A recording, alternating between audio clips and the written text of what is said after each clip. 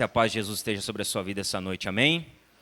As crianças que vão lá para o Kids, os pais podem direcionar elas para lá, os profs já estão lá. Enquanto os pais direcionam seus filhos lá para o nosso Kids, você pode abrir a sua Bíblia comigo, na carta de Paulo aos Romanos.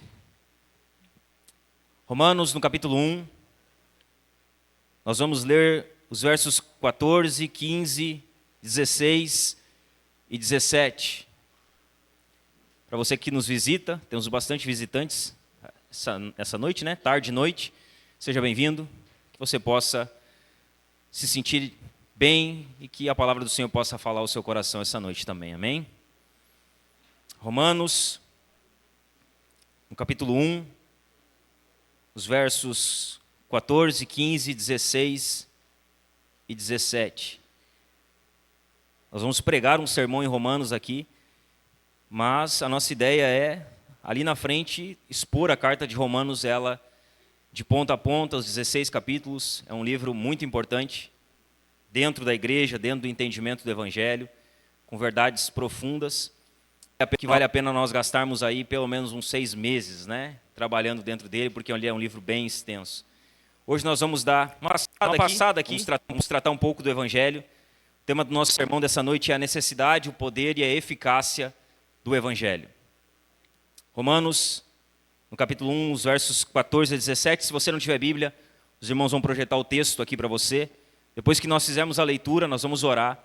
Quando você tomar o seu assento, você pode ficar com a sua Bíblia aberta, por favor, para que você acompanhe a exposição do texto também. Todos encontraram? O texto nos diz assim: pois sou devedor tanto a gregos como a bárbaros, tanto a sábios como a insensatos. Por isso, quanto a mim, estou pronto a anunciar o Evangelho também a vocês que estão em Roma. Pois não me envergonho do Evangelho, porque é o poder de Deus para a salvação de todo aquele que crê, primeiro do judeu e também do grego. Porque a justiça de Deus se revela no Evangelho, de fé em fé, como está escrito: o justo viverá por fé. Se você puder, feche seus olhos, curva sua cabeça, nós vamos orar ao Senhor. Pai, nós te damos graças, Senhor, por essa noite, pela tua igreja, Senhor, que está aqui reunida, Senhor, para ouvir o Senhor falar por meio da tua santa palavra, Senhor. Fala conosco nessa noite, Senhor. Exorta-nos, edifica-nos, consola-nos, Senhor, pela tua santa palavra. Aplica, Senhor, essa palavra ao coração de cada pessoa que está aqui, de cada irmão, de cada visitante, Senhor. Que o Senhor aplique esse sermão de maneira perfeita ao coração de cada um, Senhor. E que o nome de Jesus, Senhor, ele possa ser exaltado aqui nessa tarde e noite, Senhor. Acima de todo e qualquer nome, Senhor. Nós nos rendemos a Ti e te pedimos que o Senhor estenda graça sobre a vida da igreja aqui, Senhor. Que o Senhor derrame do seu Espírito aqui. E que o nome de Jesus possa ser exaltado essa noite, Senhor. Nós oramos, entregamos tudo a Ti, Senhor. Em nome de Jesus. Amém. Você pode tomar o seu assento, irmão.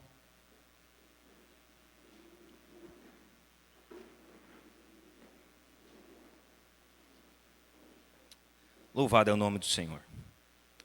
Então hoje nós queremos falar um pouco, irmãos, talvez relembrar algumas coisas importantes, que elas vão caindo no esquecimento na caminhada com Cristo. Nós queremos falar um pouco sobre o Evangelho, esclarecer um pouco o que é o Evangelho, porque há muita confusão, muita distorção do que é o Evangelho. Então nós vamos falar aqui de maneira ordenada sobre esses 3 pontos: a necessidade do Evangelho, o poder do Evangelho e a eficácia do Evangelho. Como nós vamos começar o texto aqui, o capítulo 1, pela metade, eu vou fazer aqui uma breve introdução do que está acontecendo, para quem Paulo está falando, o que Paulo está falando, para que nós possamos entrar com um pouquinho de contexto dentro do sermão, para que a gente não entre voando. Então, Paulo está escrevendo aos Romanos, e aqui rapidamente, uma introdução breve, ele inicia a sua carta fazendo uma introdução, padrão de Paulo, né? Sempre que ele escreve as suas cartas sempre têm uma mensagem introdutória.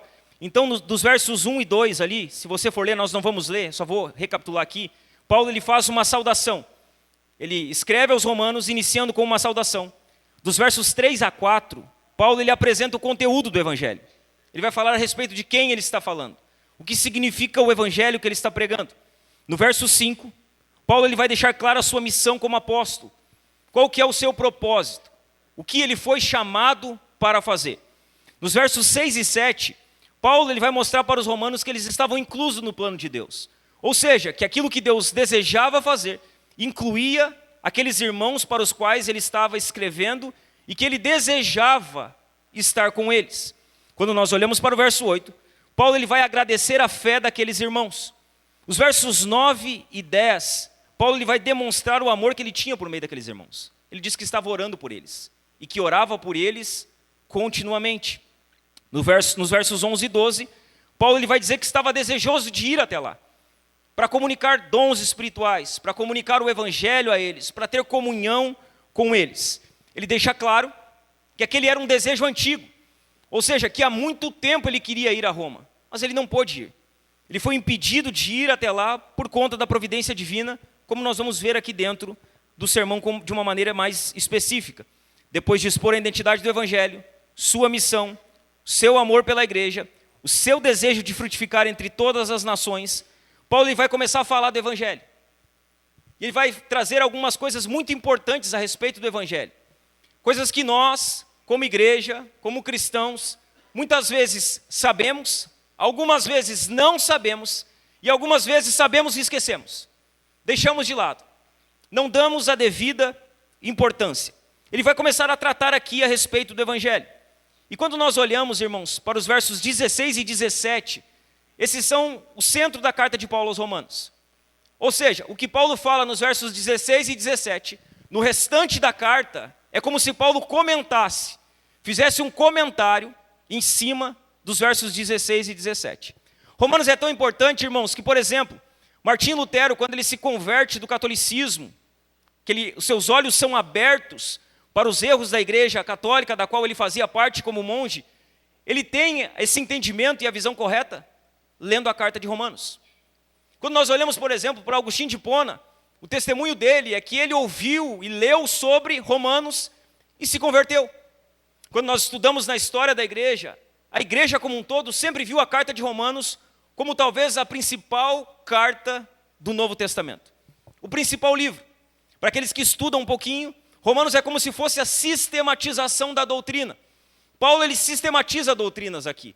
Ele vai falar de assuntos de maneira ordenada, como ele não fala em nenhuma das suas outras epístolas. Ele é específico, ele sistematiza, ele vai falar de justificação, vai falar de santificação, vai falar de salvação. Ele vai aplicar todo o texto de Romanos a partir do capítulo 12. É uma aplicação do que ele ensinou dos capítulos 1 a 11. Então a carta de Romanos ela é carregada de doutrina, de teologia, é carregada de ensinamentos. Esses dois versículos, 16 e 17, eles são o tema central de toda a carta de Paulo aos Romanos, fazendo com que todo o restante dela seja um comentário em torno desses dois versículos. Paulo vai falar aqui do evangelho. Paulo vai falar aqui de algo que é muito desconhecido para os cristãos, que é a justificação pela fé. Ele vai ensinar como somos justificados diante de Deus. De que maneira nós nos tornamos justos diante de Deus Pai. Ele passa aqui a falar sobre o Evangelho, sobre a doutrina da justificação, sobre a essência do Evangelho. Então veja bem, talvez você não sabe o que é o Evangelho. Porque nós ouvimos muita coisa, né? Precisamos pregar o Evangelho. Nós precisamos viver o Evangelho. Nós precisamos falar do Evangelho. Mas o que é o Evangelho? O Evangelho é uma boa notícia. Mas em que consiste essa boa notícia? Qual que é o conteúdo dessa boa notícia? Qual que é o conteúdo dessa boa nova? Paulo ele vai ensinar isso dentro do texto que lemos. Sobre o que é o Evangelho. O que é a doutrina da justificação. O porquê o Evangelho é importante e o porquê saber sobre o verdadeiro Evangelho é importante. Porque a Bíblia vai falar sobre um verdadeiro Evangelho e ela vai falar sobre um falso evangelho. Quando nós lemos Gálatas capítulo 1, Paulo ele repreende os irmãos da igreja da Galácia, porque eles estavam aceitando um falso evangelho no meio deles. Ou seja, existe um verdadeiro evangelho. Existe um falso evangelho. Qual evangelho nós conhecemos? Qual o conteúdo do verdadeiro evangelho e qual o conteúdo do falso evangelho? Será que ao ouvir uma pregação de um falso evangelho, nós conseguimos identificar ela? Ou nós aceitamos tudo aquilo que é falado em nome de Deus, como se fosse Deus falando? Paulo ele vai trazer algumas verdades importantes aqui. Algumas que precisam ser recapituladas, outras que precisam ser aprendidas. No texto que lemos, dos versos 14 a 17, Paulo ele vai nos mostrar 3 verdades importantíssimas a respeito do Evangelho. Veja bem, há 3 verdades importantíssimas a respeito do Evangelho que Paulo nos mostra no texto que lemos. A primeira verdade que Paulo vai nos mostrar é sobre a necessidade de pregar o Evangelho. A primeira verdade que Paulo mostra no texto que lemos é que há uma necessidade urgente de que o Evangelho seja pregado. Há uma necessidade urgente na pregação do Evangelho.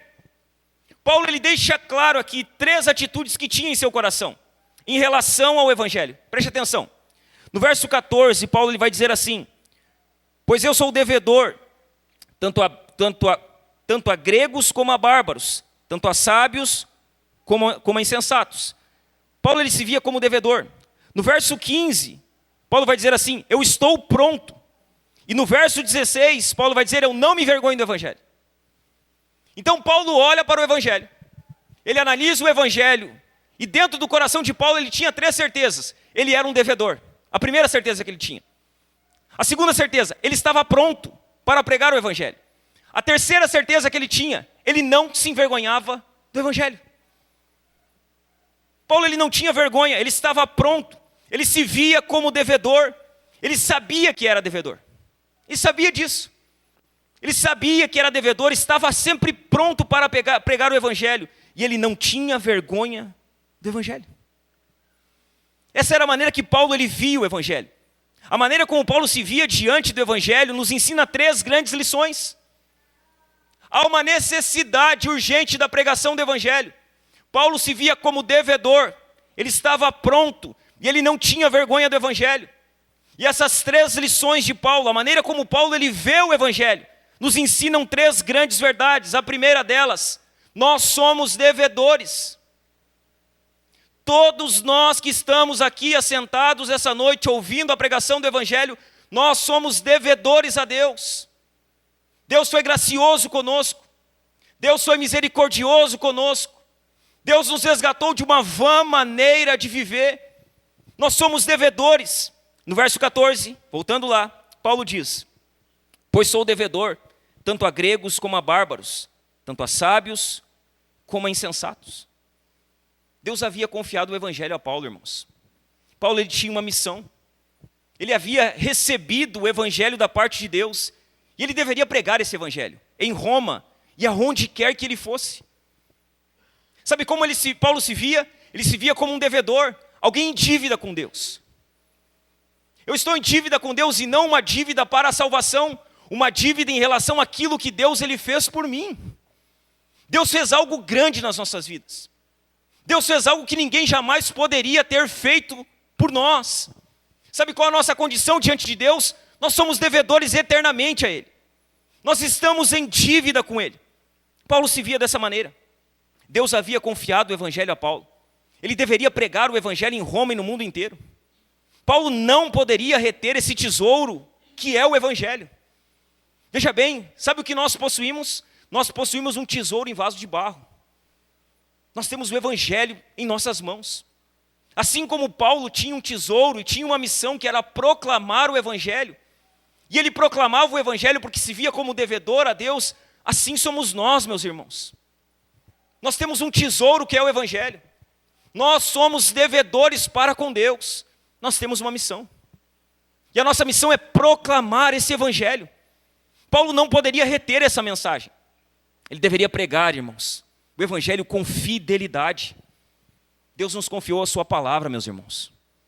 Deus ele nos confiou a sua palavra.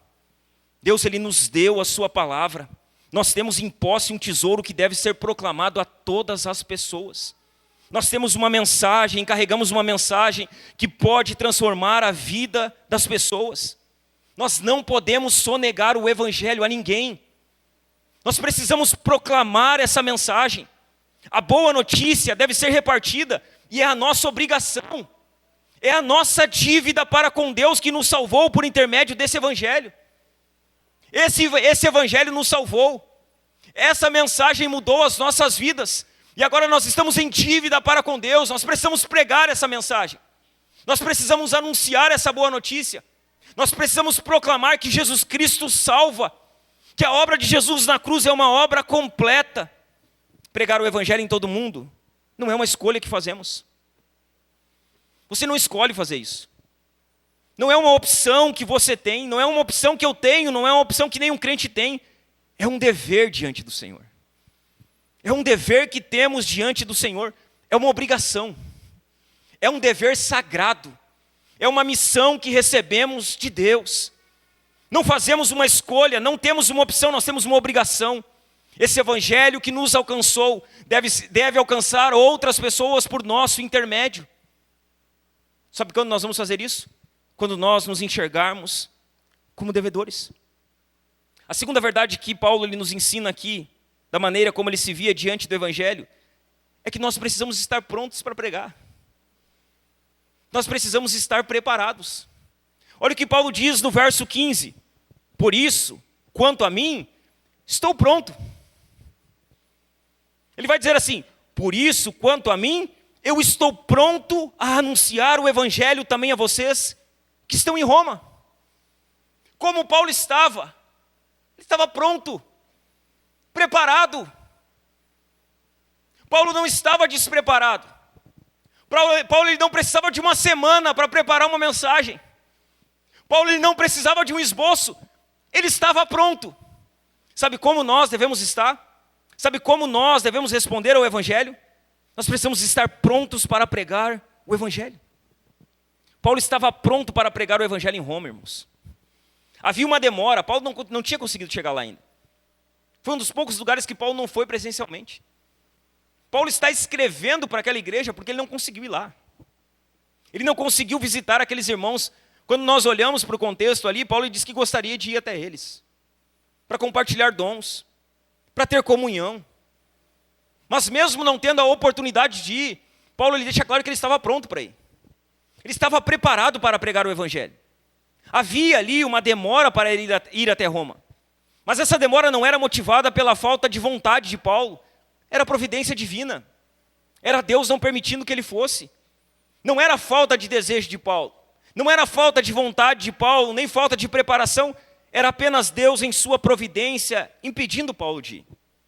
Foi a providência divina, irmãos, que impediu Paulo de ir até lá. E que levou Paulo a escrever a carta aos Romanos. Pela providência divina, Paulo não foi. Pela providência divina, Paulo escreveu a carta aos Romanos. Pela providência divina, hoje nós temos essa carta. Hoje nós lemos essa carta. Hoje nós meditamos nessa carta. Paulo não foi, a providência impediu ele de ir. Mas nós temos esse livro, irmãos, que pela providência divina está aqui diante de nós. Um dos livros mais importantes do Novo Testamento. O que chama atenção, irmãos, na vida de Paulo, é que ele sempre estava pronto para pregar. Paulo estava sempre pronto. Sempre. E isso deve nos chamar a atenção. Ele estava sempre preparado. Ele estava sempre pronto. Paulo não perdia a oportunidade. Paulo ele pregava como ele escreve a Timóteo, em tempo e fora de tempo. Paulo era um homem que pregava em tempo e fora de tempo. Ele estava sempre pronto para pregar. Paulo pregou quando estava preso. A guarda pretoriana ouviu a pregação de Paulo. Leia Atos 27, leia Atos 28. E veja Paulo pregando para o rei Agripa. Veja Paulo pregando para Festo, preso. E eles dizendo que Paulo está louco, porque ele leu demais as Escrituras. Ele estava sempre pronto. Ele estava pronto para pregar quando estava preso. Ele estava pronto para pregar quando estava em liberdade. Paulo ele pregou no templo. Paulo ele pregou na sinagoga. Paulo ele pregou nas cortes reais. Pregar o evangelho era a paixão de Paulo. Pregar o evangelho era a razão da vida de Paulo. A ponto de Paulo dizer em Atos aos presbíteros de Éfeso, dizendo, olha, em nada eu tenho a minha vida por preciosa. Eu não estou nem aí para a minha vida, a não ser que eu cumpra a minha caminhada, o meu chamado, e testemunhe a respeito do evangelho. Irmãos, todas as fibras do ser de Paulo estavam prontas para pregar o evangelho aos irmãos de Roma. Ele estava preparado, ele estava pronto, ele desejava pregar o evangelho àqueles irmãos, ele estava ansioso para fazer isso. Paulo, meus irmãos, a paixão de Paulo ardia com urgência, com a urgência de alguém que havia acabado de descobrir a saída em um arranha-céus em chamas. Imagine, sabe como era o desespero de Paulo? Se imagine você dentro de um prédio de 20 andares. E esse prédio começa a pegar fogo. E você é aquele que descobre a saída de emergência. Você é o único que percebeu um lugar onde as pessoas podem escapar da morte. E você começa desesperadamente a dizer para elas: é por aqui, saiam por essa porta. Se vocês forem por aqui, vocês vão se escapar da morte. Se vocês forem por aqui, vocês não vão morrer. Sabe como era a urgência de Paulo? Era a urgência como de alguém que está em um prédio pegando fogo e que sabe a saída de emergência. Era assim que ele se via com o evangelho. Ele ardia em urgência porque ele sabia que as pessoas estavam morrendo. As pessoas estavam perdendo as suas vidas sem Cristo. Ele ardia em urgência como alguém que havia acabado de descobrir a saída de emergência em um arranha-céus em chamas. Desesperado para salvar outras pessoas, ele grita: é por aqui, venham, é por aqui. É aqui que a vida de vocês vai ser transformada. É aqui que a vida de vocês vai ser mudada. Bem, se vocês forem por esse caminho, esse é um caminho de morte. Mas se esse caminho é um caminho de vida, esse caminho é um caminho de salvação, esse caminho é um caminho de restauração, desçam logo por essa escada. É por aqui que vocês devem sair. Aqui está a rota de fuga. Paulo era alguém que via urgência. E a urgência de Paulo ardia em seu coração. Irmãos, mesmo depois de 2 décadas de recorrentes dificuldades, Paulo já está 20 anos no ministério. 2 décadas. E nós sabemos como foi o ministério de Paulo. Ninguém queria o ministério. Hoje ninguém ia querer o ministério de Paulo. O ministério de Paulo era um ministério onde ele passou fome. O ministério de Paulo é um ministério onde ele passou sede. Ele está há 2 décadas pregando o evangelho. Ele já havia passado por fome. Ele já havia passado por sede. Ele já havia passado frio. Ele naufragou navios. Ele já havia sido açoitado. Ele já havia sido apedrejado. Ele já havia passado por diversas situações. Ele foi zombado. Debocharam dele.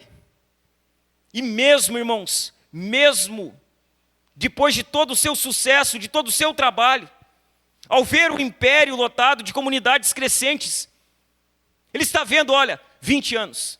Eu passei o que talvez ninguém passou. Ele olha para o Império Romano e sabe como está o Império Romano? Lotado de igrejas. Sabe como está o Império Romano? Lotado de pessoas que estavam sendo alcançadas pelo Evangelho. O Evangelho cresceu. O Evangelho se espalhou. Pessoas foram transformadas, igrejas estavam sendo plantadas. Paulo poderia olhar para a vida dele e dizer assim: já sofri o que tinha para sofrer. Já cumpri o meu chamado, plantei 50 igrejas, já fiz a minha parte. Sabe como nós vemos Paulo? Nós vemos ele desesperado. Nós vemos ele dizendo assim: eu estou pronto para ir aí. Depois de 20 anos de ministério, depois de ter plantado igrejas, depois de ter sofrido o que talvez ninguém sofreu, Paulo estava preparado, pronto, ansioso por cumprir o seu chamado em lugares ainda mais distantes. Estava pronto para ir a Roma. O evangelho necessita de ser pregado, irmãos. Ele necessita de ser pregado. E nós precisamos estar prontos para pregar o evangelho em tempo e fora de tempo. Em tempo e fora de tempo. Uma terceira verdade que Paulo nos ensina, com a maneira com que ele via o evangelho no seu coração, é que nós não podemos nos envergonhar do evangelho. Nós não podemos ter vergonha, irmão, de dizer que nós somos crentes, de que nós servimos a Jesus. Nós não podemos ter vergonha de proclamar essa mensagem. No verso 16, Paulo diz assim: pois não me envergonho do evangelho, porque é o poder de Deus para a salvação de todo aquele que crê, primeiro do judeu e também do grego. Você já se perguntou por que Paulo disse que ele não poderia se envergonhar do evangelho? É porque talvez ele tivesse alguns motivos para ter vergonha do evangelho. Quando Paulo diz eu não me envergonho do evangelho, talvez ele fosse tentado a se envergonhar. Talvez ele tivesse motivos cabíveis para se envergonhar da mensagem do evangelho. Eu quero falar aqui rapidamente sobre algumas questões que poderiam fazer do evangelho um motivo de vergonha. para Paulo e para os cristãos. O primeiro deles, o evangelho poderia ser motivo de vergonha, porque o evangelho estava identificado com Jesus, que havia sido crucificado.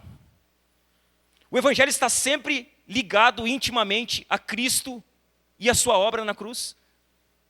Era motivo de vergonha para um romano ter qualquer tipo de relacionamento com um judeu. Os romanos não se davam com os judeus. Era motivo de vergonha para um romano ter relacionamento com um judeu que havia sido crucificado. A crucificação, como nós sabemos, era a morte mais horrenda que existia. Era motivo de vergonha. Quem era crucificado? Bandidos, ladrões, pessoas más. O evangelho está ligado a um Cristo que foi crucificado. Paulo pregava esse evangelho de um judeu que havia sido crucificado. Seria motivo de vergonha para Paulo e para qualquer cristão se identificar com Jesus que havia sido crucificado. Para os romanos, a ideia de um judeu que faz tendas, ir até lá para pregar sobre um homem que morreu crucificado, faz sentido. Tem um homem que faz tenda aí, está vindo para cá. O que ele vai fazer? Ele é pregador. O que ele vai pregar? Ele vai pregar de um judeu que foi crucificado. Não tinha lógica para eles isso. Para os romanos isso não fazia sentido. Isso era motivo de vergonha. Uma segunda motivação que poderia trazer vergonha é que lá acontecia o que acontece ainda hoje. Ou seja, os sábios desse mundo desprezavam o evangelho. Era loucura para os sábios isso. Eles desprezavam a mensagem do evangelho. Quando nós olhamos para Roma, ela era a capital do Império Romano. Roma era a sede do poder mundial. Era a cidade mais importante do mundo na época. Ali estava concentrada a sede do poder mundial. Era uma cidade orgulhosa. Os romanos, eles tinham tudo que alguém desejava ter. É para esse tipo de pessoa que Paulo iria pregar o evangelho. O que um pregador cristão pode oferecer para quem tem tudo? Eles tinham muitos deuses, eles eram idólatras. Eles tinham muitos deuses, eles tinham poder, eles tinham prosperidade. Eles tinham tudo. E dentro desse contexto aqui, Paulo está dizendo, eu não me envergonho do evangelho. Não, mas nós temos tudo, mas vocês não têm o que vocês precisam. Não, mas você vai falar de um Jesus crucificado, um judeu crucificado, um homem que morreu na cruz. Não faz sentido para nós. Eu não me envergonho dessa mensagem. Eu não me envergonho do evangelho. Ainda que vocês tenham tudo, ainda que vocês tenham muitos deuses, ainda que vocês tenham poder, ainda que vocês tenham prosperidade, eu tenho uma mensagem e eu não me envergonho dessa mensagem. Havia um terceiro motivo sobre o qual o evangelho poderia ser motivo de vergonha. Porque os judeus, tanto gentios quanto gregos, eles desprezavam a cruz de Cristo. O que Paulo diz em 1 Coríntios? Que a cruz de Cristo era loucura. Era loucura para eles falar de um homem que morreu crucificado. Não fazia sentido. Eles viam aquilo como loucura. Para os gregos era loucura. Para os judeus era um escândalo. E aí o que Paulo diz em 1 Coríntios? Mas para nós que cremos, é o poder de Deus. Deus salva as pessoas por meio da pregação de um Cristo crucificado. Por meio dessa loucura da pregação. O que era loucura para os gregos, o que era sandice para os judeus, para aqueles que criam, era o poder de Deus. Era a mensagem que salvava pessoas de uma vida pecaminosa. Irmãos, ser cristão e pregar a respeito de um Cristo crucificado não era atrativo. Veja bem, não era atrativo. Não era algo legal. Nós olhamos para Paulo e dizemos, não, Paulo é o maior missionário das Escrituras. Ninguém plantou igreja como Paulo plantou. Ninguém pregava como Paulo pregou. Irmão, a mensagem de Paulo não era uma mensagem benquista. As pessoas não queriam ouvir aquilo. Não era atrativo. Não tinha espetáculo. Eles queriam sinais. Os gregos querem sabedoria. Os judeus, eles querem sinal. E Paulo diz, mas nós pregamos a Cristo e esse crucificado. Não era uma mensagem atrativa. Falar sobre um Cristo crucificado não era algo muito atrativo. Era impopular. E essa mesma impopularidade tem feito muitos pregadores hoje diluírem a mensagem. Essa mesma impopularidade tem feito as pessoas diluírem o evangelho, desmancharem o evangelho. Tem feito os pregadores apresentarem o evangelho ao gosto do freguês. Isso é muito duro de pregar. Essa é uma mensagem que ninguém gosta de ouvir. Então o que vamos fazer? Vamos diluir ela. Vamos tornar ela um pouquinho mais doce ao paladar. Paulo passava por isso. A mensagem que Paulo pregava era uma mensagem impopular. Paulo sabia, meus irmãos, que um evangelho inofensivo era também um evangelho inoperante. Um evangelho que não nos ofende, não nos transforma. Um evangelho que não nos confronta, não muda o nosso caráter. Paulo sabia muito bem disso. Que um evangelho inofensivo era um evangelho inoperante. E por isso ele deixava claro, eu não me envergonho do evangelho. Eu não me envergonho do verdadeiro evangelho. Eu não me envergonho do Cristo crucificado. Eu não me envergonho dessa mensagem. Um quarto motivo que poderia acontecer e tornar o evangelho motivo de vergonha é que Paulo ele já havia sofrido consideravelmente pelo evangelho. Ninguém sofreu mais que Paulo. Ninguém. Nós não vamos achar ninguém nas escrituras do Novo Testamento que sofreu tanto quanto Paulo. Ele já havia sofrido muito. Ele enfrentou perseguições. Ele enfrentou apedrejamentos. Ele enfrentou açoites. Ele enfrentou calúnias. Ele enfrentou lutas que estavam além das suas próprias forças em prol do evangelho. Ninguém passou tanta prova quanto Paulo. E sabe o que é lindo? Paulo nunca larga o evangelho. Paulo ele nunca vira as costas para o evangelho. Paulo ele nunca abre mão do evangelho. Já bem, ele foi perseguido. Ele foi açoitado, lembra? Lembra quando ele canta com Silas na prisão? É muito bonitinho aquele texto, né? Paulo cantou com Silas e tomou uma tunda em praça pública. E ele só está dentro daquela prisão cantando porque ele apanhou. Se você ler Atos dos Apóstolos, vai ter situações que Paulo foi apedrejado e levado para fora da cidade. E as pessoas dizem, está morto, deixa lá. E depois que eles vão embora, eles levantam Paulo, bate a sua roupa, volta, e no outro dia o que ele faz? Ele vai pregar o evangelho. Ele foi perseguido, açoitado, caluniado. Sofreu como ninguém sofreu pelo evangelho, mas ele não abandonou o evangelho. Não abandonou. Veja bem, não foi um ventinho torto que fez Paulo abandonar. Não. Não foi qualquer coisinha que fez Paulo, não quero mais Jesus, não quero mais igreja, não quero mais evangelho. Ele sofreu. Ele sofreu. O que a gente passa hoje não é nada. A gente não sabe o que é sofrer. A gente não tem noção do que era o sofrimento desses homens que iniciaram o evangelho. Paulo sofreu o que sofreu e se manteve firme. Ele sabia que ali na frente ele enfrentaria ainda prisões. Ele seria preso. Paulo morreu por causa do evangelho. Ele perdeu a cabeça. Literalmente, ele foi decapitado. A única maneira deles pararem Paulo foi arrancando a cabeça dele. Se eles não arrancassem a cabeça dele, ninguém ia segurar ele. As grades não seguravam. As pedras não seguravam. Os açoites não seguravam. Nada segurava Paulo. A única maneira de Paulo ser paralisado é colocando ele na guilhotina. Arrancando a sua própria cabeça. Ele sabia, irmãos, que na frente ele seria preso, que ele morreria por conta do evangelho que pregava. E mesmo diante de tudo isso, ele deixa claro que nada o faria ter vergonha do evangelho. Nada. Mas Paulo, você vai morrer, ali na frente eles vão arrancar a sua cabeça. Eu não me envergonho do evangelho. A minha alma já está sendo oferecida por libação. Eu cumpri a carreira, guardei a fé, eu fiz o que tinha que ser feito. Agora, se vocês quiserem me tirar minha própria vida, podem me tirar. Ele combateu o bom combate. É isso que ele termina dizendo para Timóteo, prestes a morrer. Eu combati o bom combate, eu cumpri a minha carreira, eu guardei a minha fé. Eu não me envergonhei do evangelho. Eu vivi toda a minha vida e não me envergonhei do evangelho. Paulo não tinha vergonha do evangelho, irmãos, porque ele sabia que não se tratava de uma mensagem qualquer. Ele sabia que o evangelho era a mensagem a respeito do Filho unigênito de Deus. Paulo não tinha vergonha do evangelho, irmãos, porque ele sabia que o evangelho é a boa notícia de perdão para os pecadores. Ele sabia disso. Ele não tinha vergonha do evangelho.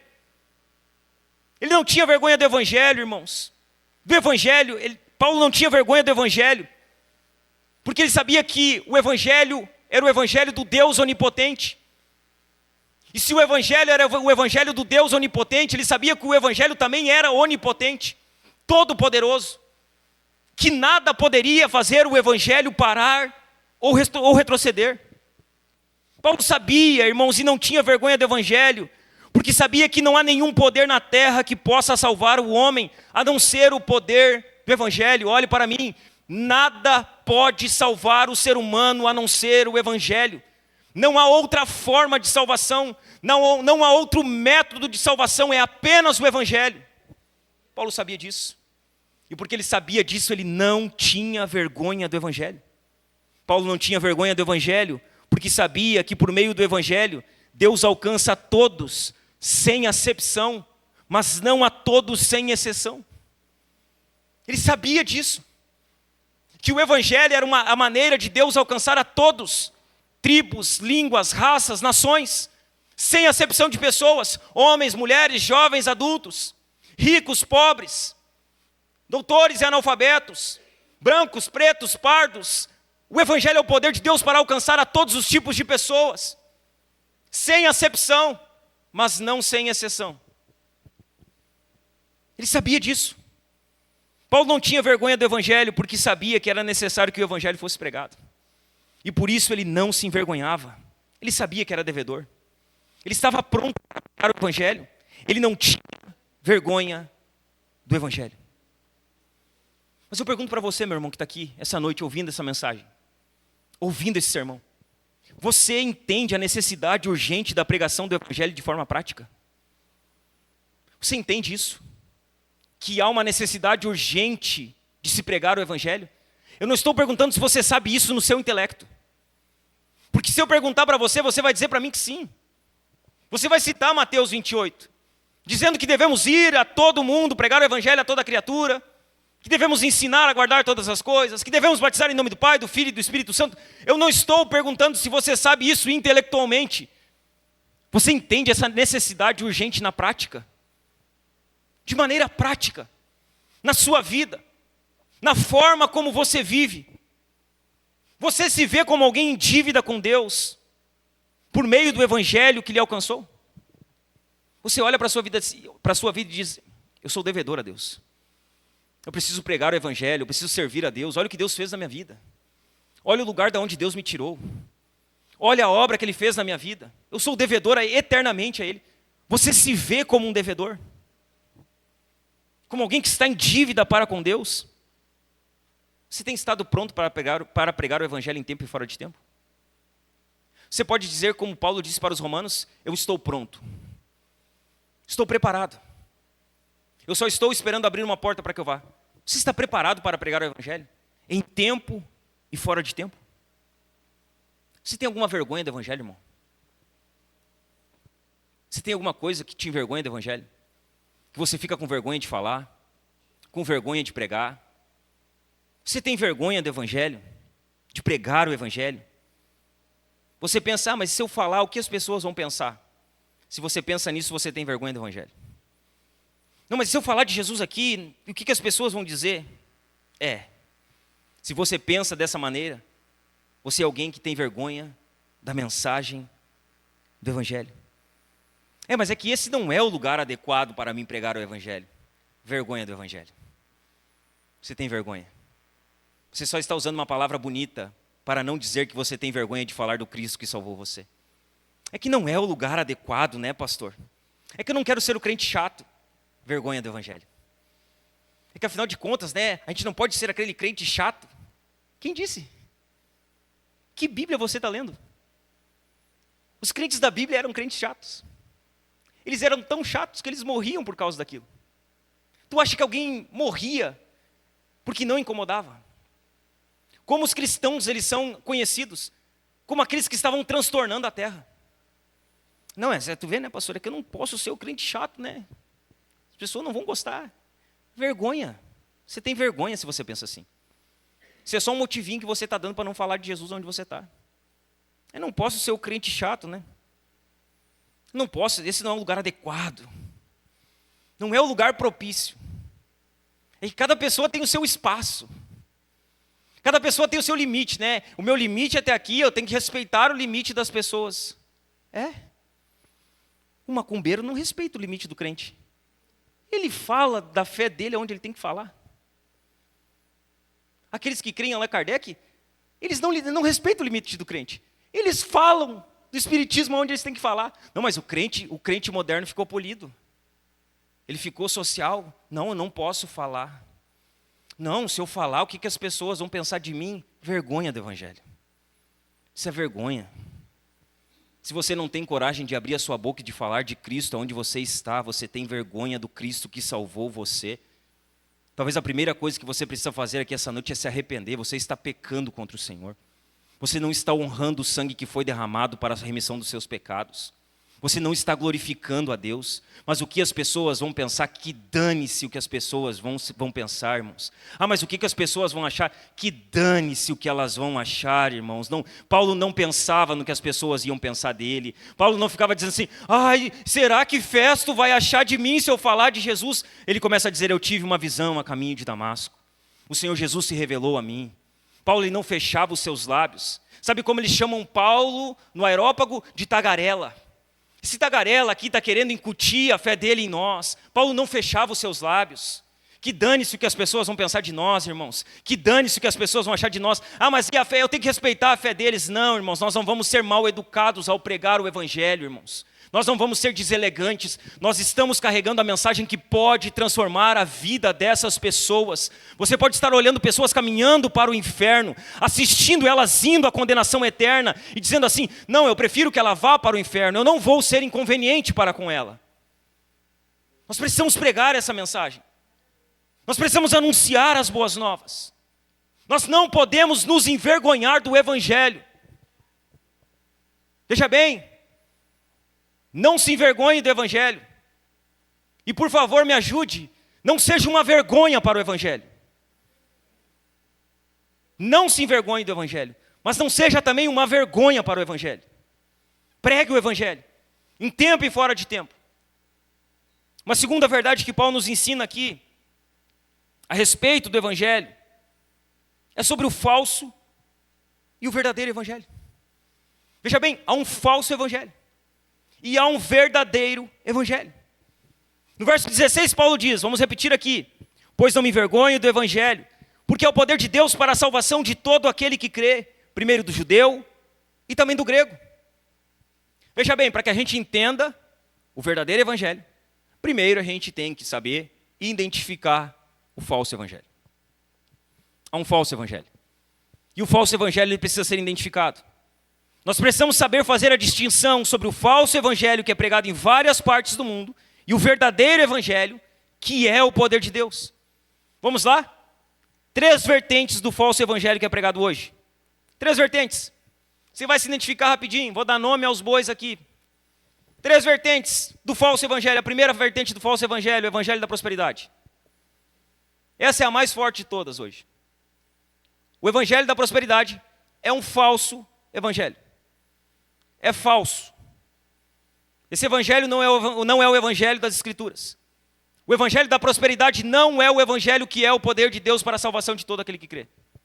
O evangelho da prosperidade é um falso evangelho. E esse falso evangelho, ele tem florescido. Ele tem se espalhado por mundo afora. Veja bem, ele vai se transformando, se remodelando. Ele vai se repaginando. O evangelho da prosperidade hoje já não é o evangelho da prosperidade de 10 anos.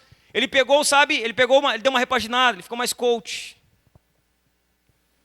Ele ficou mais coach. Sabe? E fala um pouquinho mais manso. Mas ele leva para o mesmo lugar. O inferno. O evangelho da prosperidade é um falso evangelho. E aqueles que o pregam são falsos profetas. São falsos. Eles são falsos. Todas as vezes que você ouvir coisas do tipo, faça o seu sacrifício. Traga o seu Isaque. Coloque tudo no altar do Senhor. O altar recebe e o altar devolve. Você vai ouvir diversas vezes isso.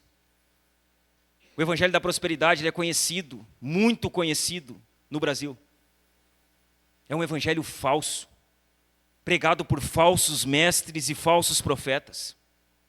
O evangelho da prosperidade é falso porque ele remove a cruz de Cristo. No evangelho da prosperidade, não a pregação da cruz. É um evangelho que promete conforto. É um evangelho que promete sucesso. É um evangelho que promete riqueza aqui na terra. Vai dar tudo certo. Tudo vai dar certo. Vai ser só vitória. Você não vai ter mais problema nenhum.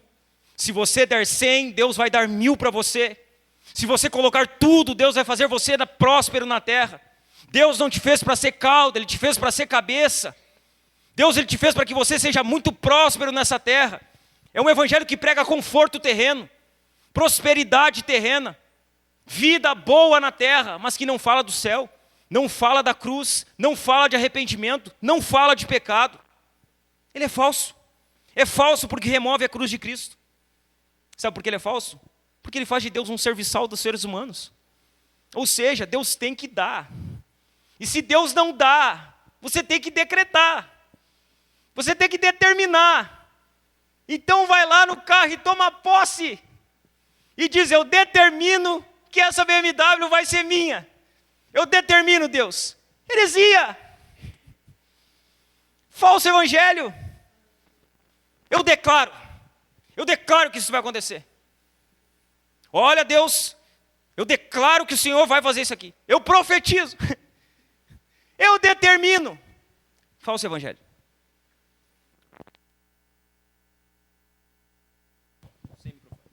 Ei, som. Um evangelho que faz de Deus apenas um empregado das pessoas.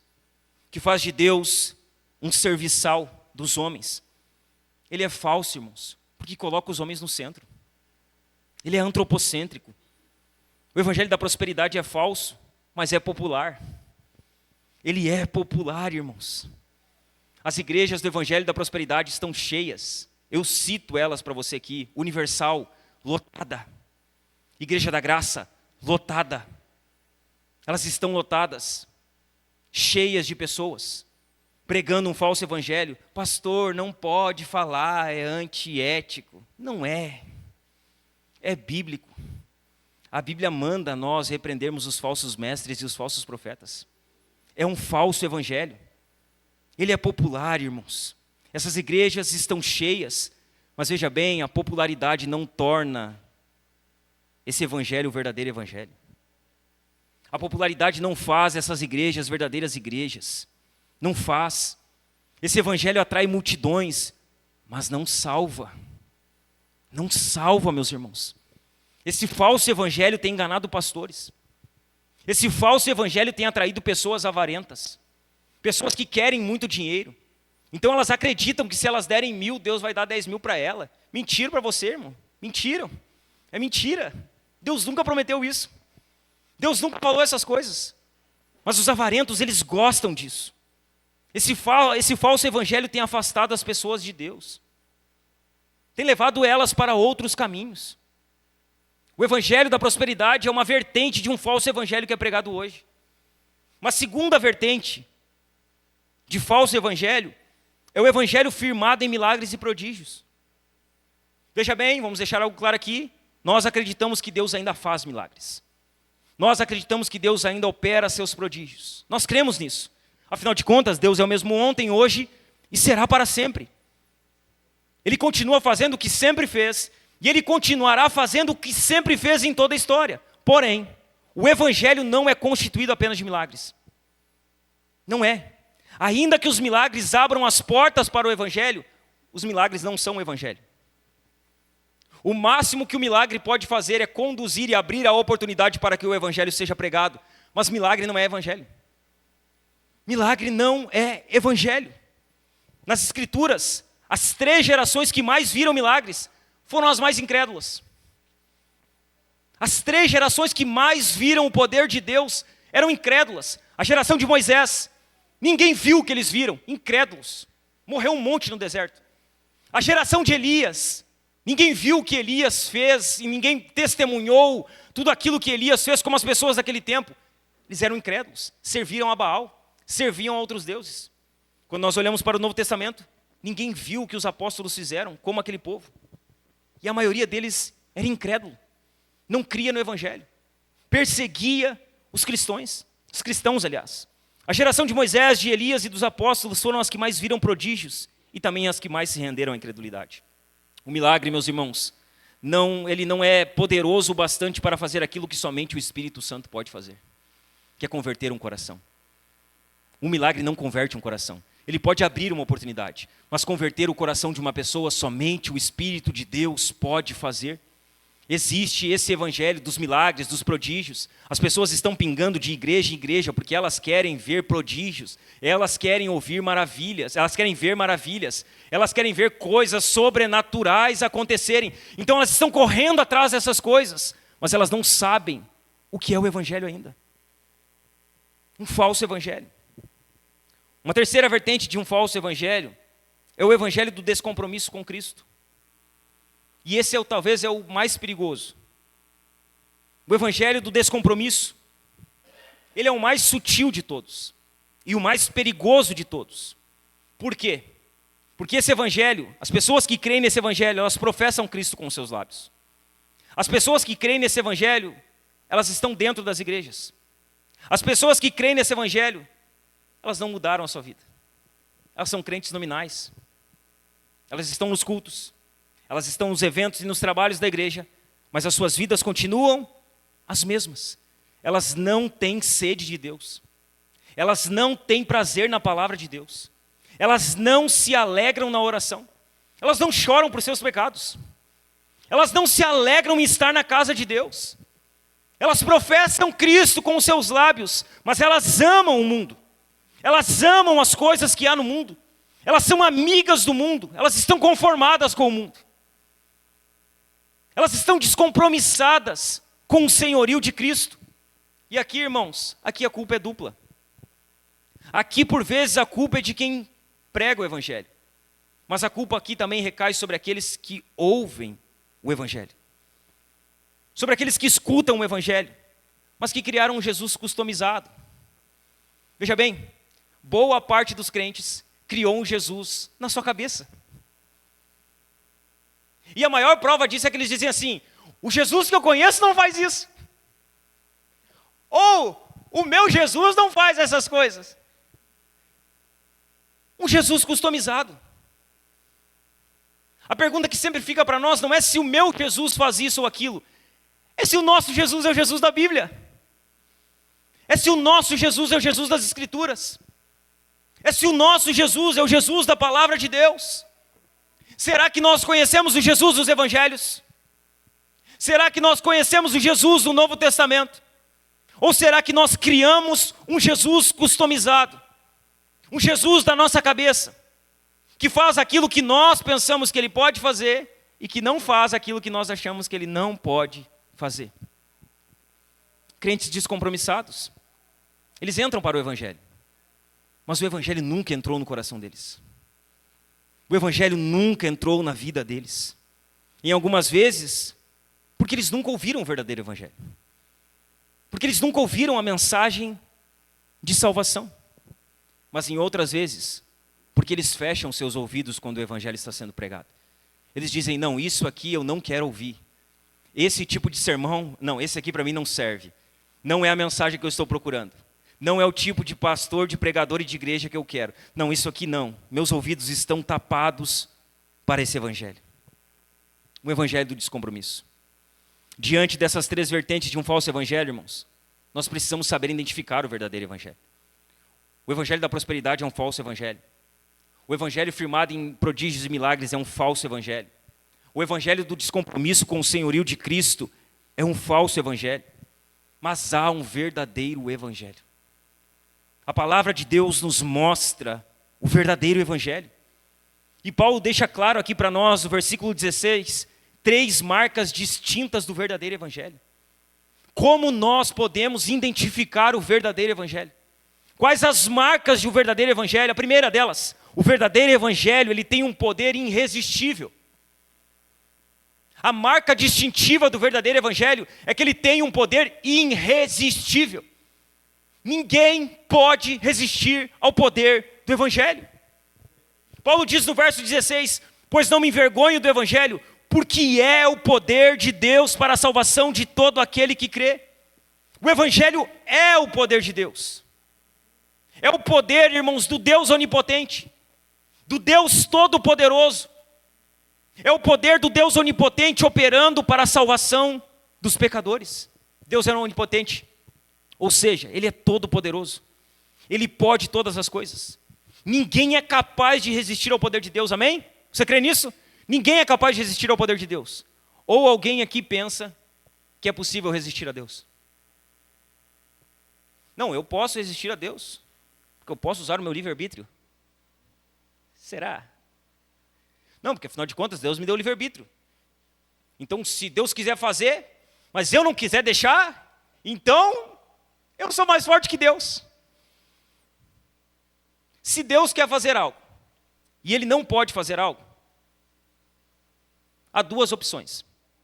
Ou nós não entendemos quem Deus é, ou nós somos mais poderosos do que Deus. Se Deus é onipotente, Ele pode todas as coisas. E se Ele pode todas as coisas, quem pode resistir a Ele? Não é o que Ele diz em Isaías? Operando eu, quem impedirá? Quem pode impedir? Quem pode resistir a Deus? Quem pode resistir ao poder de Deus? Ao Deus que é onipotente, ao Deus que pode todas as coisas, ao Deus que ninguém é capaz de resistir. Ele é onipotente, meus irmãos, Ele pode tudo quando quer. Assim é o Evangelho, irresistível.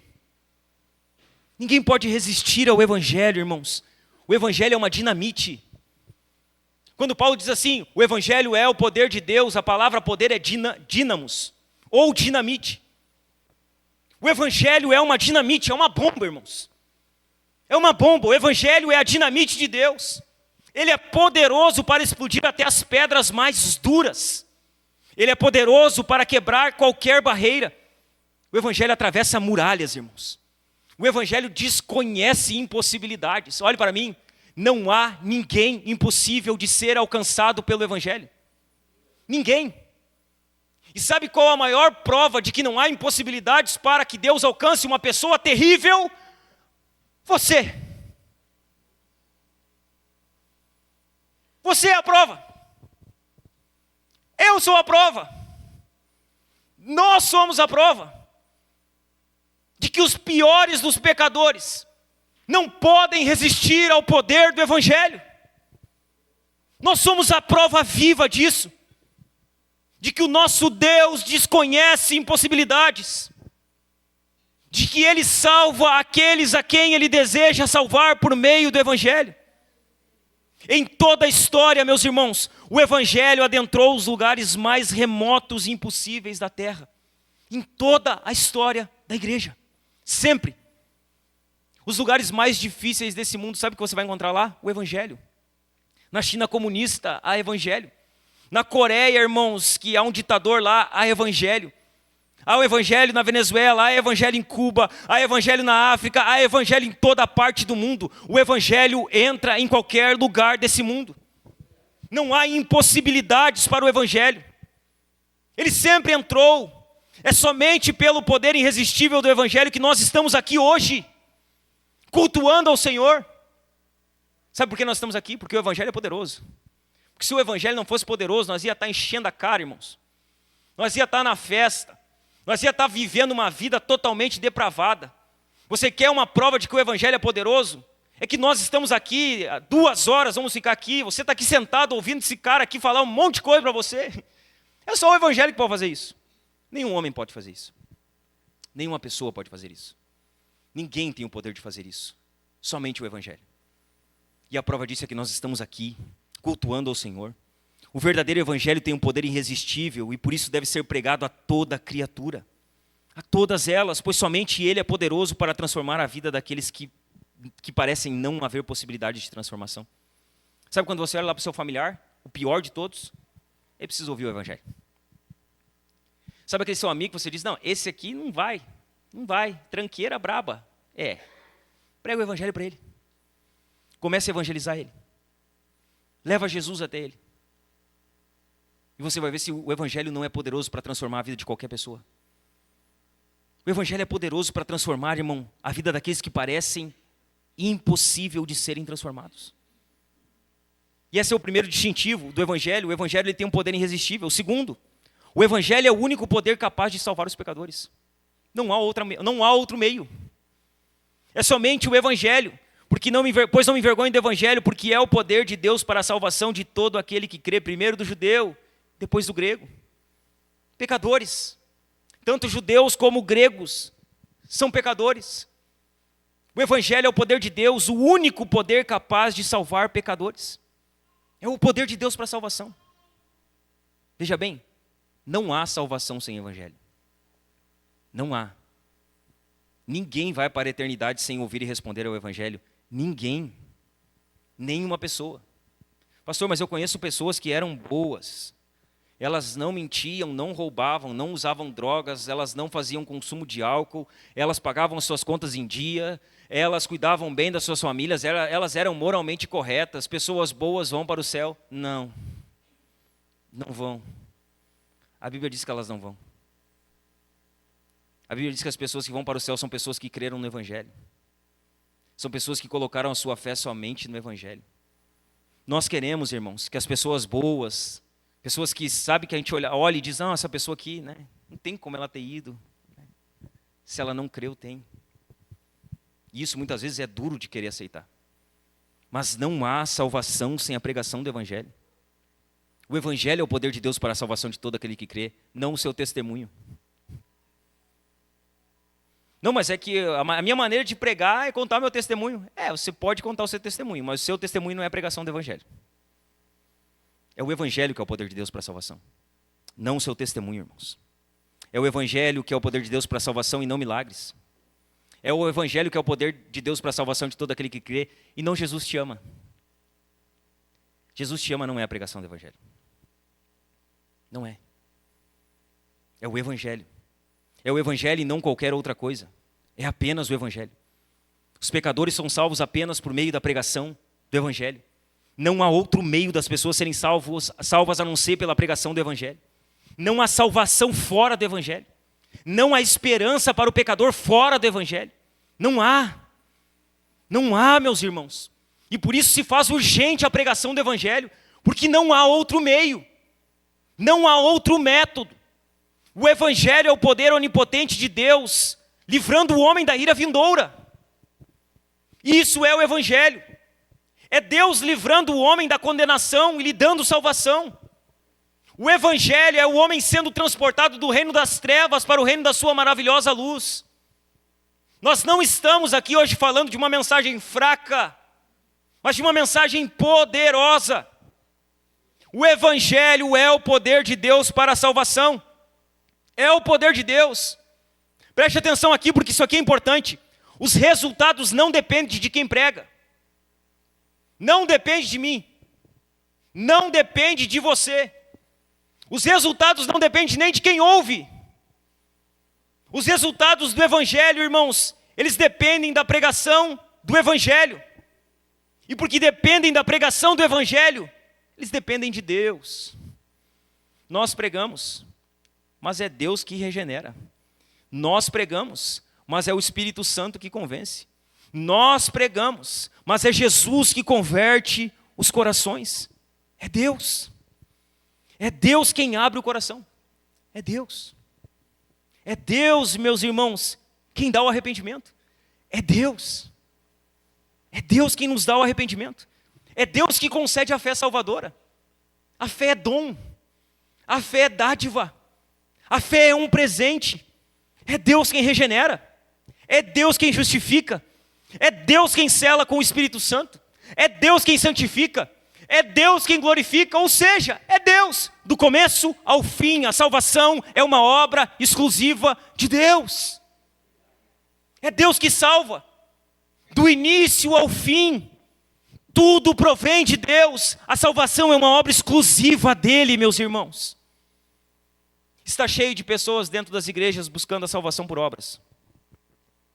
Elas estão tentando se justificar diante do Senhor por aquilo que fazem.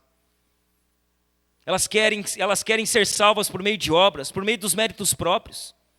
Elas estão buscando salvação na psicologia da autoajuda. Elas estão buscando a salvação na intercessão dos santos. Elas estão buscando a salvação em todo lugar, mas não em Cristo. Só há salvação em Cristo. Só há salvação por intermédio do Evangelho.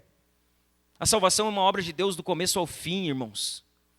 Nós precisamos pregar e crer que o Espírito Santo é poderoso para fazer aquilo que nós não podemos fazer. É somente por meio do Evangelho, irmãos, que os pecadores podem ser salvos. A salvação só pode ser recebida por meio da pregação do Evangelho, somente por meio da pregação. Um terceiro distintivo do verdadeiro Evangelho é que o verdadeiro Evangelho é o poder de Deus para a salvação apenas de quem crê. Veja bem, há um limite. Quem é salvo? Quem crê. E quem não crê não é salvo. É isso que Jesus diz. É isso que a palavra do Senhor nos ensina. Pois não me envergonho do Evangelho, porque é o poder de Deus para a salvação de todo aquele que crê. O Evangelho é poderoso, irmãos. E o verdadeiro Evangelho é o poder de Deus para salvar apenas quem crê. Ou seja, o Evangelho não salva a todos. Não salva. Não vai salvar. E a palavra de Deus, ela nunca volta vazia. Nunca. Para alguns ela é pregada e as pessoas respondem com fé. Para outros ela é pregada e as pessoas respondem com incredulidade. Ela não voltou vazia. Ela cumpriu o propósito para o qual foi liberada. Em alguns ela trouxe regeneração, em outros ela trouxe endurecimento. E como diz Marcos Granconato, né? Louvado seja Deus por aqueles que são quebrantados, e louvado seja Deus por aqueles que são endurecidos. É apenas para quem crê.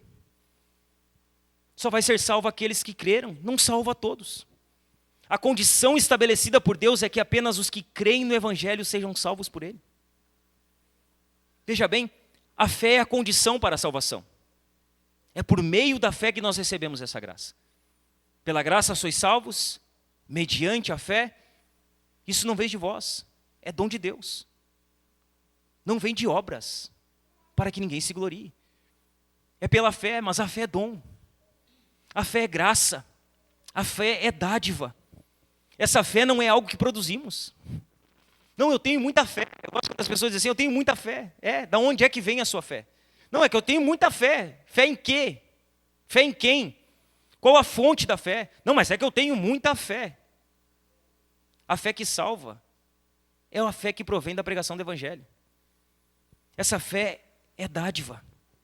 Essa fé não é algo que produzimos, é algo que o Evangelho produz em nós.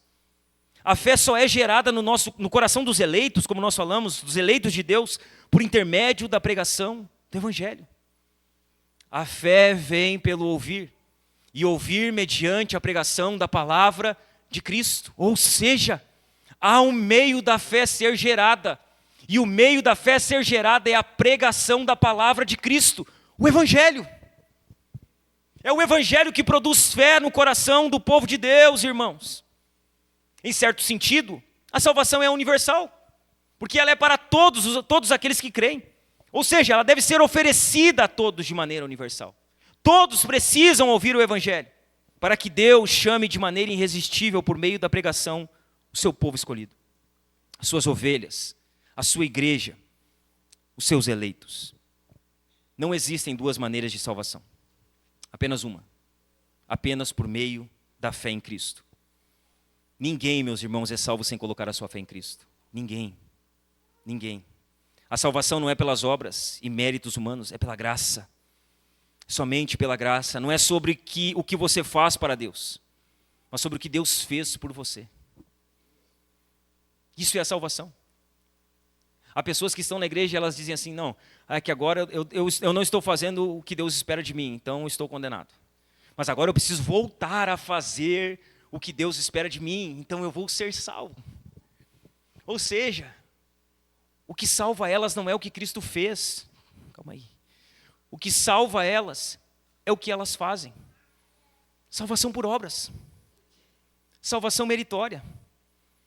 Está cheio de pessoas dentro das igrejas tentando provar para Deus que merecem ser salvas. Você vai se frustrar. Você sempre vai se frustrar quando você tentar mostrar para Deus que você merece a salvação. Você não merece, eu não mereço, ninguém merece. É graça, é dom, é dádiva. Não é as nossas obras, é a obra de Cristo.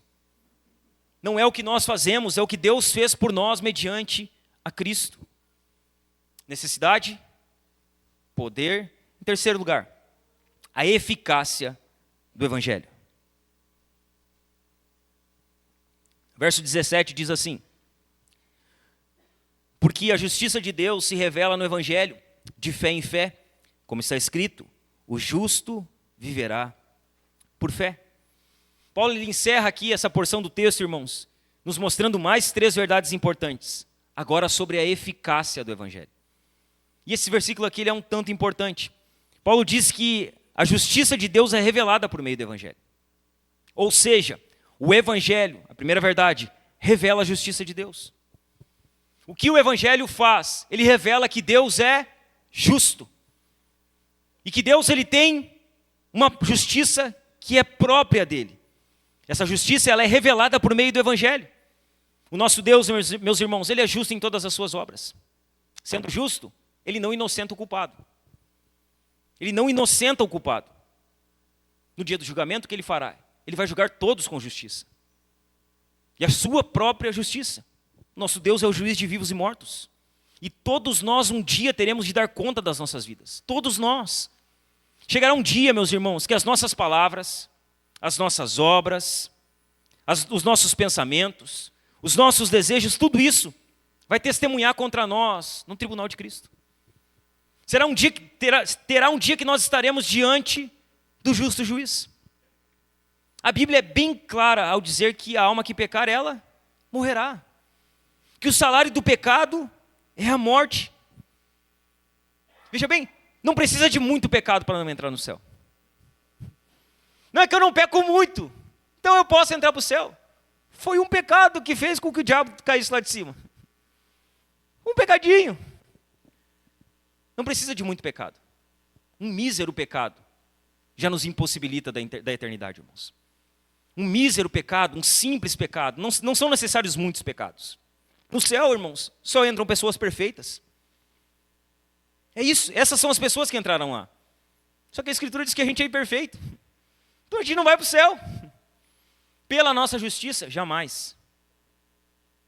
As nossas justiças, Isaías diz que são como trapo de imundícia diante do Senhor. Elas não servem para nada. Pelas nossas justiças, nós não vamos entrar, somos imperfeitos. Veja bem, ainda que nós obedecêssemos a lei de Deus inteira, e tropeçássemos no mínimo detalhe, nós seríamos culpados de toda a lei, de quebrar toda a lei. A quebra de um mandamento, como nós falamos aqui na nossa liturgia inicial, a quebra de um mandamento é a quebra de todos. Se nós tropeçamos num mínimo detalhe, no mínimo pecado, nós quebramos a lei de Deus por completo. Pela nossa própria justiça, nosso destino era a condenação eterna. É isso que nós merecíamos. A condenação, meus irmãos, eterna. O que Deus fez? Deus ele apresentou, irmãos, ele apresentou o seu Filho como sacrifício para a propiciação dos nossos pecados. Sabe o que nós merecíamos? A condenação. Aí Deus, ele é tão gracioso, que ele apresenta o seu Filho, Jesus, como propiciação pelos nossos pecados. Em Jesus, Deus Pai, ele demonstra a sua justiça. Em Jesus, Deus, ele se torna o próprio justo e justificador daqueles que têm fé em Cristo. Em Cristo. O Evangelho revela a justiça de Deus. A justiça de Deus revelada no Evangelho é a justiça de Cristo que foi imputada a nós.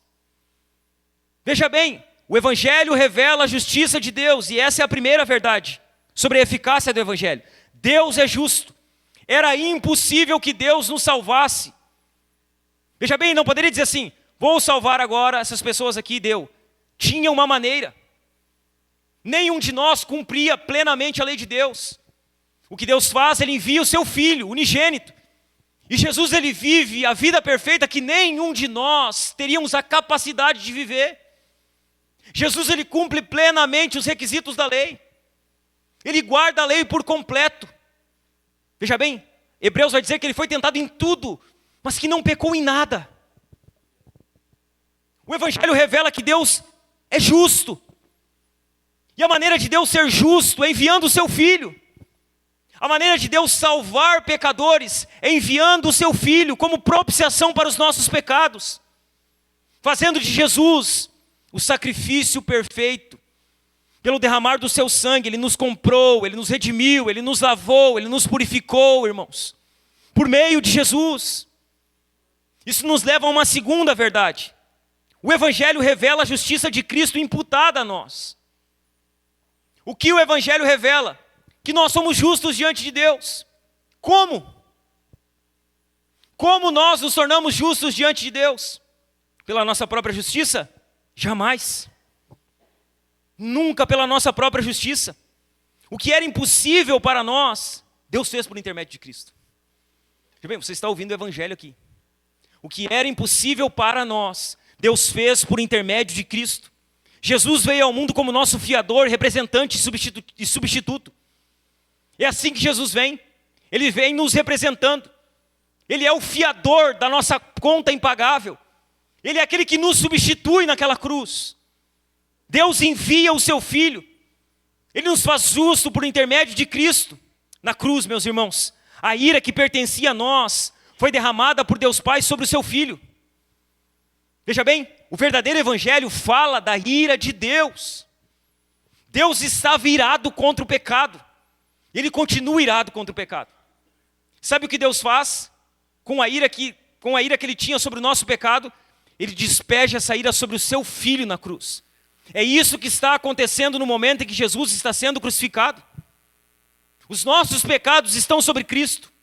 A ira que deveria ser despejada sobre nós, ela é despejada sobre Cristo na cruz. Ou seja, a punição que era nossa foi derramada e despejada sobre Ele. Ele é o servo sofredor de Isaías 53. Ele é aquele de quem Isaías falava. Ele tomou sobre si os nossos pecados. Ele levou as nossas dores sobre o madeiro. O castigo que nos traz a paz, irmãos, estava sobre Jesus naquela cruz. Deus Pai despejou a sua ira sobre o seu Filho. Na cruz, Jesus se tornou pecado por nós, para que nós fôssemos feitos justiça de Deus. Na cruz, Jesus foi feito maldição em nosso lugar, porque as Escrituras diziam que maldito todo aquele que for pendurado no madeiro. Ele se fez maldição em nosso lugar. Quando abandonado pelo próprio Pai na cruz, Jesus ele consumou a sua vitória. Quando ele diz, está consumado, naquele momento Jesus esmagou a cabeça da serpente. Naquele momento Jesus triunfou sobre os principados e potestades. Naquele momento Jesus rasgou, anulou e encravou na cruz o escrito de dívida que nos era contrário. Naquele momento, meus irmãos, Cristo não apenas cancelou a nossa dívida, mas depositou em nossa conta a infinita justiça dele. De modo, irmãos, que hoje nós estamos acertados com a lei e com a justiça de Cristo. A justiça de Cristo foi imputada a nós. Eu sempre ensino isso aqui na classe de membros, aqui os irmãos que vêm na classe de membros já sabem. Há 3 imputações nas Escrituras. A primeira imputação, Adão e Eva no jardim. Quando Adão e Eva pecam no jardim, o pecado de Adão e Eva é imputado sobre toda a humanidade. Ou seja, o pecado de Adão e Eva é transferido para toda a humanidade. Há uma segunda imputação, que é a imputação na cruz. Jesus está na cruz e o pecado do povo de Deus é imputado sobre Cristo na cruz. Há uma terceira imputação, a imputação da justiça de Cristo. Ou seja, a justiça que é de Cristo é transferida agora para o povo de Deus, de modo que nós, diante de Deus, somos justos. Sabe como Deus nos vê? Como justos. Fomos justificados. Estamos justificados diante do Pai. O perdão é a imputação da nossa dívida a Cristo. É isso que aconteceu. Quando nós somos perdoados, a nossa dívida foi colocada sobre Cristo, mas a justificação é a imputação da justiça de Cristo a nós. Quando isso acontece, a justiça de Cristo imputada a nós e os nossos pecados imputados a Cristo, sabe o que acontece, meus irmãos? Quando isso acontece, nós deixamos de ser filhos da ira. Nós passamos agora a ser filhos de Deus. membros da família de Deus, herdeiros de Deus. Quando pecamos, porque não há ninguém que não peque, quando pecamos nós não deixamos de ser filhos de Deus. E aí essa é a segurança que a justificação nos traz. Quando nós entendemos que fomos justificados diante de Deus, e que quando nós pecamos agora, sendo justificados, o pecado ele não nos faz deixar de ser filhos, mas quebra a nossa comunhão com o Senhor. Isso muda a nossa maneira de viver a vida cristã. Nós não vivemos as nossas vidas com base nas nossas obras. Nos arrependemos quando nós pecamos, para restaurar a nossa comunhão com Deus Pai. Mas não achamos que quando pecamos estamos no inferno, e quando não pecamos estamos no céu. Nós temos uma segurança, fomos justificados, estamos seguros em Deus Pai. Quando pecamos não deixamos de ser filhos. Deus é fiel e justo para nos perdoar, irmãos. Uma terceira verdade aqui é que a justiça de Deus é recebida pela fé. É o que Paulo diz ali no fim do verso 17, o justo viverá por fé. A justiça que agora temos diante de Deus não é nossa. Não é nossa. É a justiça de Cristo que foi imputada a nós. E que nós recebemos mediante a fé em Cristo. Quando nós recebemos essa justiça, quando cremos em Cristo, você creu em Jesus para a salvação? Se você creu em Jesus para a salvação, a justiça de Cristo foi imputada sobre a sua vida. Deus olha para você agora como alguém que é justo, não por conta de você, mas por conta da justiça de Cristo que agora pertence a você. É assim que Deus Pai nos vê agora, irmãos.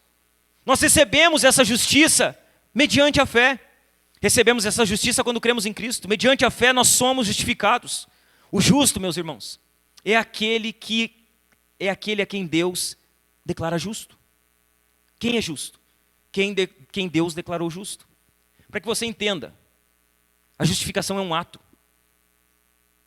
Quando somos justificados? Uma vez, para sempre. Veja bem, quando fomos justificados é um ato legal e forense, como se diz. É um termo jurídico. Fomos justificados, acabou. Nós não somos justificados hoje, quando pecamos, amanhã somos justificados, aí nos arrependemos, somos justificados de novo. Não, é um ato só. Fomos justificados. A justificação é um ato e não um processo, e aqui há uma confusão. Porque as pessoas confundem justificação com santificação.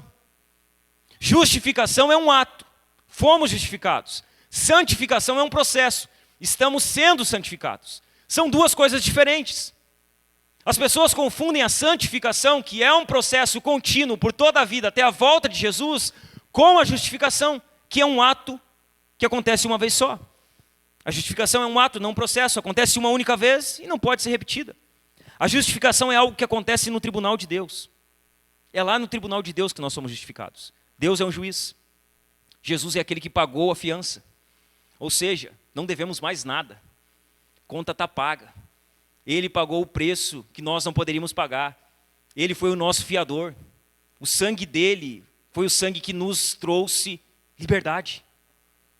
Somos livres. A justificação é algo que acontece no tribunal de Deus e não em nosso coração. É algo que Deus fez por nós e não em nós. A gente precisaria de mais tempo. Mas, por exemplo, regeneração é algo que Deus faz em nós. Ele regenera o nosso coração. Santificação é algo que Deus faz em nós. Ele nos santifica. Justificação é algo que Deus não faz em nós. É algo que Ele faz diante do seu tribunal. É algo que Ele faz por nós e não em nós. Na justificação, somos declarados justos e não feitos justos. Na justificação, embora não sintamos que somos justos, embora a gente sinta que não é perdoado, porque é o que a gente sempre quer, né? A gente diz assim, mas eu não me sinto justo. Mas eu não me sinto perdoado. Mas não é para sentir. Essas não são coisas que sentimos. Essas são coisas que nós cremos porque está escrito na palavra de Deus. Não precisamos sentir. Eu não preciso sentir aqui, agora eu estou sentindo que eu sou justificado. Não, eu sou justificado porque eu creio em Cristo. E a Bíblia diz que quem crê em Cristo é justificado pela fé. Eu não estou sentindo aqui que eu sou perdoado. Eu não preciso sentir, eu preciso crer. Crer que eu fui perdoado por meio do sacrifício de Jesus. Não precisamos nos sentir justos e perdoados, irmãos.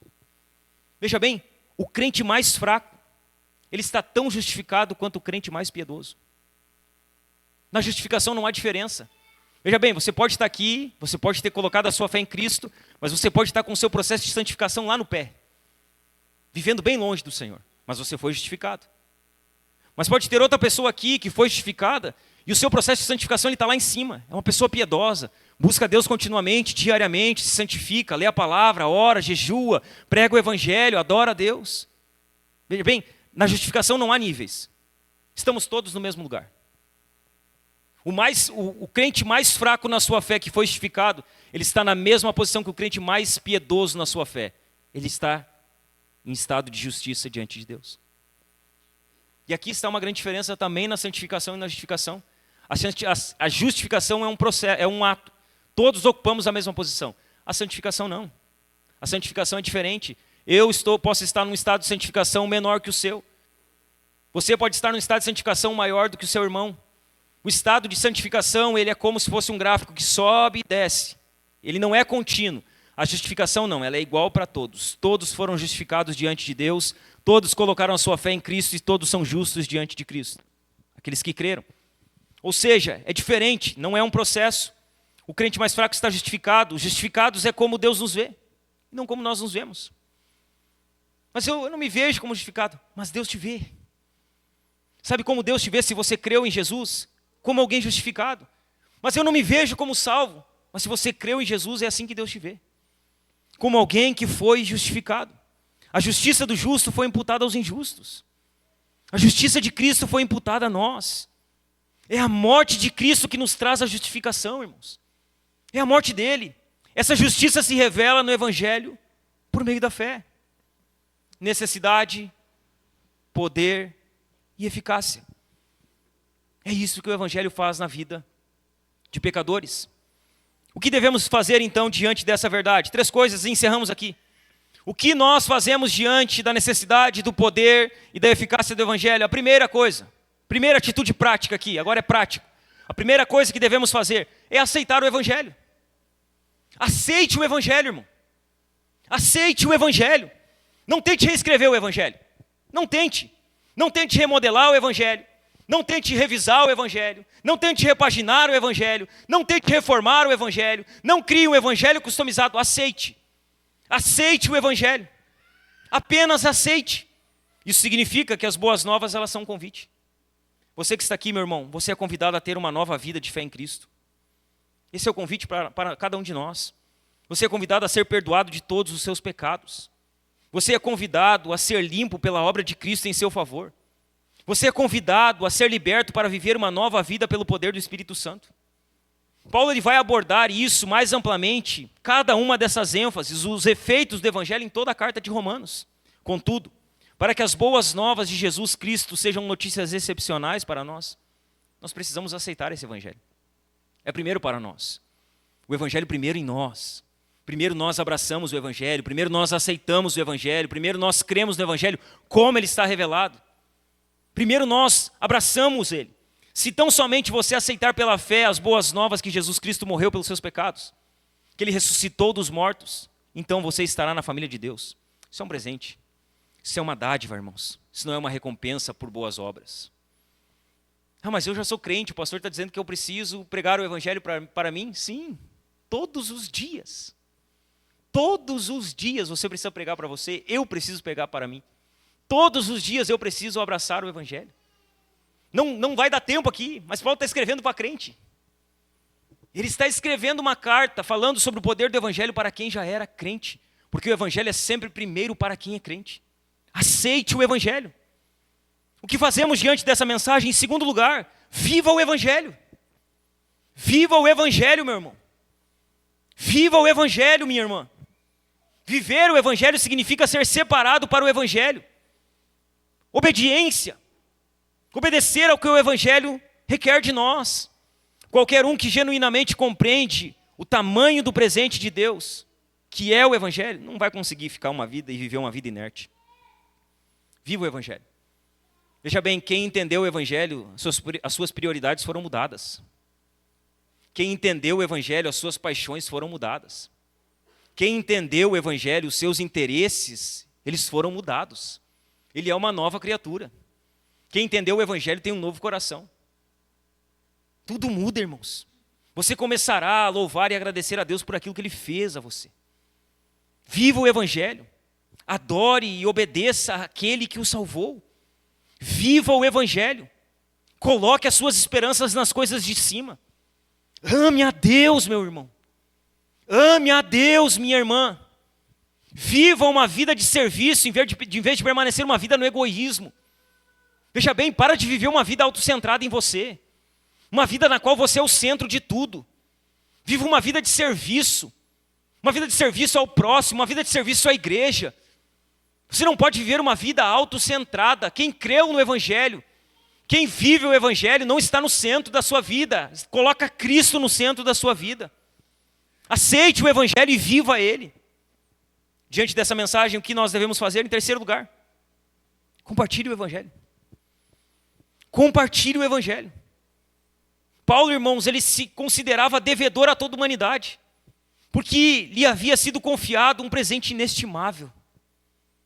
Paulo, ele sabia que o Evangelho era a cura para a doença mortal do pecado. Sabe qual a doença que mais mata pessoas no mundo hoje? O pecado. A pior doença é o pecado. O mal da humanidade é o pecado. Sabe por que o mundo é tão mal quanto ele é? Por causa do pecado. Sabe qual a cura para o pecado? O Evangelho. Sabe qual o poder para destruir o pecado? O Evangelho. Sabe o que salva pessoas da morte no pecado? O Evangelho. O Evangelho é o remédio, é a cura para a doença mortal do pecado. Tal como Paulo, aqueles que aceitaram o presente gratuito da vida eterna e moldaram sua vida diária em torno dele, têm a obrigação de compartilhar o Evangelho. Irmãos, nós devemos dizer aos outros que Deus estendeu a oferta de salvação a todo mundo. Devemos pregar o Evangelho. Devemos falar com os privilegiados e com os pobres, com os sofisticados e com os simples, com os religiosos e com os rebeldes. Precisamos pregar. Precisamos anunciar o Evangelho. Tenha em mente que o Evangelho ele parece loucura para aqueles que não entendem ele. Você vai pregar e pessoas vão rir de você e está tudo certo. Você vai pregar e pessoas vão zombar de você e está tudo certo. Você não é diferente de Paulo, de Pedro, de Tiago, de João. Você não é diferente de Jesus. Você não é diferente de João Batista. Você vai ser zombado. Tenha isso em mente. Que você vai pregar e as pessoas vão achar que é loucura. No passado, a ignorância deu lugar à ridicularização e à perseguição. E no nosso mundo cada vez mais pós-cristão e incrédulo, compartilhar o Evangelho significa enfrentar o mesmo tipo de rejeição. Significa ser perseguido, como Paulo foi perseguido. Nós achamos que a igreja vai começar a ser perseguida agora. Irmãos, a igreja sempre foi. Estude a história da igreja. Você vê crentes hoje sendo jogados para os leões comer? Você não vê. A igreja era perseguida lá no início. Hoje a igreja não é perseguida. Alguém tira a sua Bíblia quando você vai para a rua com ela? Alguém apedreja você quando você prega o Evangelho? Não, eles faziam isso com os apóstolos. Nós não somos perseguidos, nós somos acomodados. É isso que nós somos. Nós somos acomodados. Nós não pregamos o Evangelho por comodismo, não por perseguição. Não, mas é que afinal de contas, né, lá na África estão matando os crentes na Nigéria. Eles estão, mas você não está na África. Você está no Brasil. Você está no Rio Grande do Sul. Você está em Estância Velha. E você não está pregando o Evangelho, ainda que ninguém esteja perseguindo você. Sabe por que eles estão sendo perseguidos? Porque eles estão pregando. Eles estão proclamando. E isso está trazendo morte para eles. Sabe o que eles estão fazendo? Eles não estão parando de pregar. Eles continuam pregando o Evangelho. Devemos permanecer firmes, ainda que isso exija o sacrifício de nossa própria subsistência. Ainda que isso exija a nossa própria vida. Felizmente, irmãos, nós não estamos sozinhos. Felizmente, incontáveis pecadores perdidos por toda a história, eles são exemplos para nós, de pessoas que aceitaram o Evangelho, de pessoas que viveram o Evangelho, que compartilharam o Evangelho em tempos e lugares perigosos, em lugares que eles eram, perigosos a ponto deles morrerem, ou correrem risco da própria vida. Irmãos, de fato, de acordo com a história cristã, o próprio Paulo nunca perdeu seu zelo. Ele permaneceu fortalecido, corajoso sempre proclamando o Evangelho, sempre proclamando as boas novas. Na sua jornada evangelística de toda a vida, ele terminou ela em martírio. Ele morre martirizado. As palavras de sua carta à igreja romana continuam sendo um memorial do seu testemunho e da força de que Paulo tinha. Bem como, irmãos, uma motivação para nós. Nós temos uma boa motivação para compartilhar o Evangelho. Hoje, irmãos, hoje nós temos a oportunidade de aceitar o Evangelho, de viver o Evangelho, de compartilhar o Evangelho, que é o poder de Deus para a salvação de todo aquele que crê. Aceite, viva, proclame o Evangelho, pregue para as pessoas, anuncie. Se eu perguntasse para você aqui, para quantas pessoas você pregou o Evangelho na última semana que se passou? Para quantas?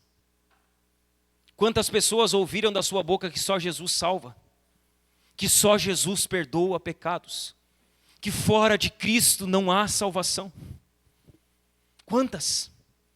Não, mas é que a minha vida é muito corrida, pastor. Não é nada. Não é corrida. Não é. Nós queremos que ela seja. E a nossa desculpa para não fazer algumas coisas é sempre dizer que a nossa vida é muito corrida. Não é.